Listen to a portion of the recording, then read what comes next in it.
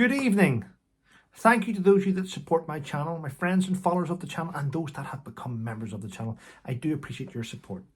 Now, I have looked at the news. I keep an eye on the news. I look at the news every morning. I'm sure you're fully aware of that because I comment on it. I comment on what is the top stories, things that stand out. Not necessarily things that you should know about, but things that really wind me up. I comment on them, okay? And there's one thing that's winding me up now, and it is to do with repatriations, paying money out for things which has happened in the past. Now, I'm fully aware, right, because I think I've got common sense, that allegedly Adam and Eve were the first people on the planet. And they had children. And it grew and grew and grew. I still can't get my head around how different races became. Still can't get my head around that. If it starts from Adam and Eve, I'm just trying to work it out. So I look at things logically. And sometimes you may think, Trevor, that's a bit weird. But I'm just being honest with you. So all these different races occurred from Adam and Eve. Allegedly. Don't know.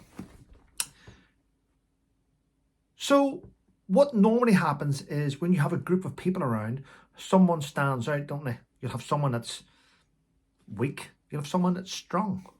And it's usually the strongest person within that group controls the group. Maybe becomes the leader. Maybe sets things. And this is what happened throughout the world. Yes, some people were stronger than others. Some people sat on their islands, living their ordinary life. Other people built ships and travelled to other islands with weapons. Some people claimed other lands. Other people didn't. It happened throughout the world. It really, really did.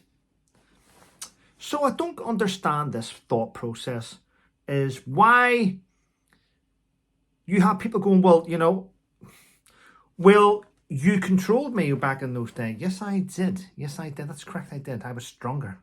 Well, I want money for it. Well, why? Because this happened. Now, this repatriations type thing where 15 Caribbean countries want King Charles and our Prime Minister to give them 200 billion in compensation. But they're now saying that this could cost the UK 19 trillion. I would just say no. Let them go independently. Let them do what they want, but just say no. I don't understand. Now, if you're having a king and a prime minister and politicians that are willing to pay out reparations for this, but won't pay soldiers compensation that are injured serving their country, then you have a bit of a, what would I call it? Hypocrisy, isn't it? Imagine having a country which is willing to give away hundreds of billions of pounds for something that none of us done, but our ancestors done it. So we need to pay compensation for things that our ancestors did, which is, in my opinion, bollocks.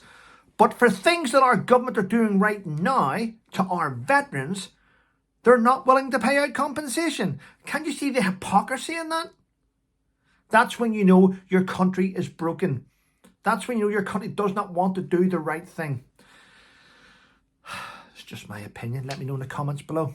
Other than that, have a wonderful evening. Take care.